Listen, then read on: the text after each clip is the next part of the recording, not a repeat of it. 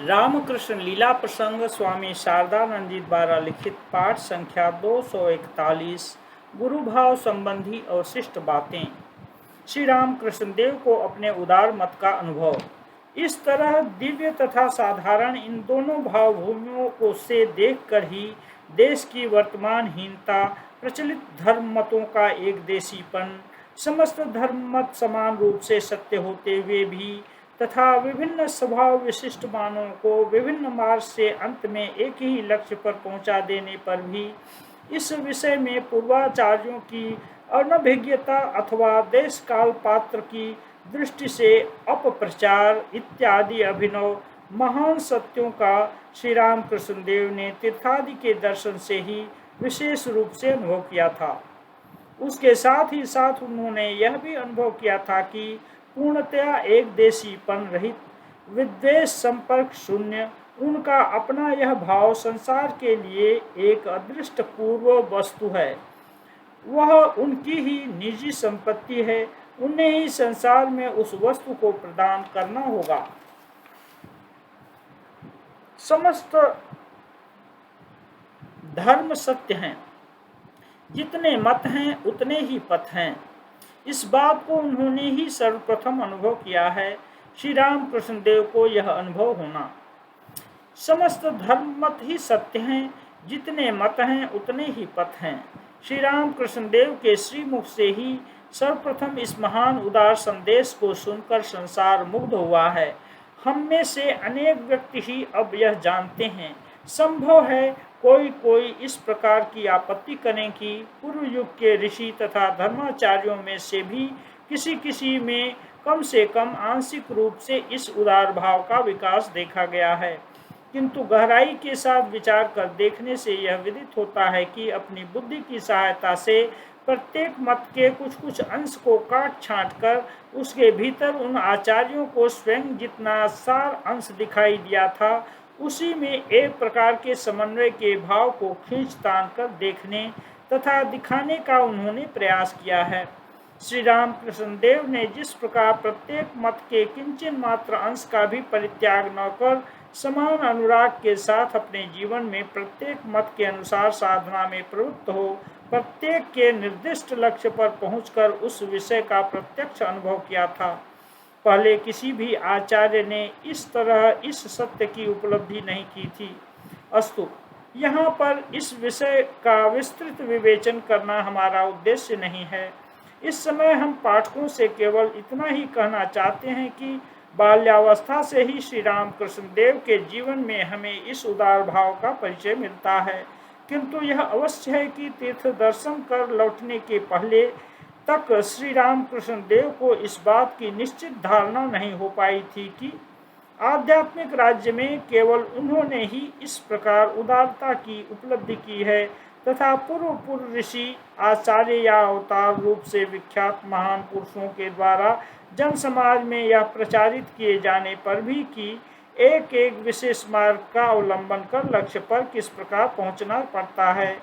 इस प्रकार का उस समय तक उनमें से किसी ने भी प्रचार नहीं किया था कि भिन्न भिन्न मार्गों से भी एक ही लक्ष्य पर पहुंचा जा सकता है। श्री रामकृष्ण देव ने यह हृदयंगम किया कि साधना करते समय सब प्रकार की कामना वासनाओं को श्री जगन्माता के पाद पद्मों में पूर्णतया समर्पण कर फिर कभी संसार में माया के राज्य में न लौटने का दृढ़ संकल्प कर अद्वैत भूमि में अवस्थान करने पर भी जगदम्बा ने उस समय जो उन्हें वह कार्य करने नहीं दिया तथा नाना प्रकार के असंभावित उपायों के द्वारा उनके शरीर को अभी तक बना रखा है, उसका उद्देश्य यही है कि जहाँ तक संभव हो संसार से एक देशीपन को वे दूर करें और संसार भी इस विशेष कल्याणप्रद भाव को ग्रहण करने के निमित्त प्रसाद बना हुआ है।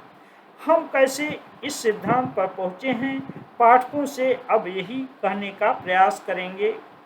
श्री रामकृष्ण देव को यह अनुभव होना कि संसार को धर्म दान करने के लिए ही जगदम्बा ने उनको अद्भुत शक्ति संपन्न बनाया है।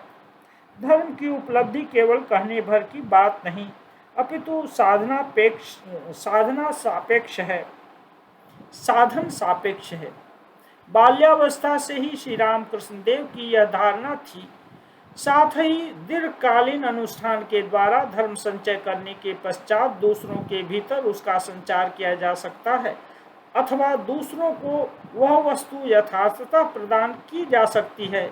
इस बात को भी साधन काल में कभी कभी तथा सिद्धि लाभ करने के पश्चात अनेक बार श्री रामकृष्ण देव ने अनुभव किया था। इस बात का आभास इससे पहले भी अनेक स्थलों पर दिया जा चुका है। जगदम्बा ने कृपा कर उनके भीतर उस शक्ति को विशेष रूप से संचित कर रखा है तथा मथुर बाबू प्रमुख विशिष्ट व्यक्तियों के प्रति कृपावश उनको कभी कभी पूर्णतया आत्मविह्वल कर उस शक्ति का प्रयोग कराया है। इसके प्रमाण भी श्री रामकृष्ण देव को अपने जीवन में उस समय तक अनेक बार प्राप्त हो चुके थे। इससे पूर्व उनकी केवल इतनी ही धारणा हुई थी कि श्री जगदम्बा उनके शरीर तथा मन को यंत्र स्वरूप बनाकर कुछ एक भाग्यवानों पर ही कृपा करना चाहती हैं। किस तरह या किस समय उनकी इस प्रकार कृपा होगी, इस बात को वे हृदयंगम नहीं कर पाए थे। शिशु की भांति माता पर पूर्णतया निर्भरशील श्री रामकृष्ण देव ने उसे समझने की चेष्टा भी नहीं की थी। किंतु भारत को धर्म प्रधान करना पड़ेगा। संसार में तीव्र गति से धर्म की धारा प्रवाहित करनी होगी। यह बात स्वप्न में भी उनके हृदय में कभी उदित नहीं हुई थी। श्री रामकृष्ण देव को उस समय यथार्थ में यह अनुभव होने लगा कि जगदम्बा उनके शरीर मन का आश्रय कर उस नवीन लीला का प्रारंभ कर रही हैं। किंतु तब दूसरा उपाय ही क्या था? जगदम्बा किधर से किस कार्य को कराती हुई उनको यहाँ कहाँ ले जा रही हैं? यदि उन्हें यह सब समझने न दें तो वे कर ही क्या सकते हैं?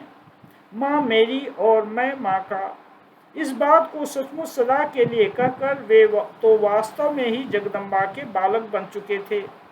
माँ की इच्छा के बिना उनके भीतर और किसी प्रकार की इच्छा का उदय ही नहीं होता था। माँ को विभिन्न रूप से विभिन्न मार्ग के द्वारा जानने की उनकी जो एकमात्र इच्छा कभी कभी उदित होती थी, उसका उद्भव भी माँ के द्वारा ही समय समय पर उनके हृदय में हुआ था। इस बात को भी माँ ने इससे पहले उन्हें अच्छी तरह से समझा दिया था। अतः इस प्रकार का तत्कालीन अभिनव अनुभव होने पर जगदम्बा का बालक आनंद से माँ की ओर ही ताकने लगा तथा जगदम्बा भी पहले की तरह अब भी उन्हें लेकर खेलने लगी।